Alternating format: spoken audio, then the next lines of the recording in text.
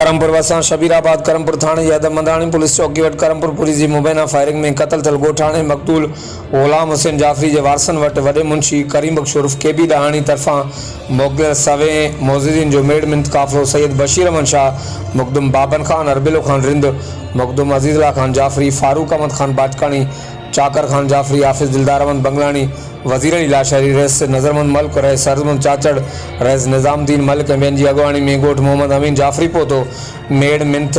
मोज़िदीन मूजिब वॾो मुंशी करीम बख्श उर्फ केबी ॾहाणी मक़तूल ग़ुलाम हुसैन जाफ़री क़त्ल वाक़े में मुलविज़ न आहे संदसि सां फ़ैसिलो ऐं नीत कई वञे। मक़तूल जे वारसनि मेड़ मिंत काफ़िले खे मान ॾींदे चयो त ख़ानदान जे माण्हुनि ऐं जाफ़री बिरादरी जे मोज़िदीन सां सलाह मशवरे बाद जल्द मुस्बत जवाब ॾींदासीं। हर वक़्तु आगाहण लाइ ॾिसंदा रहो जेॾी न्यूज़।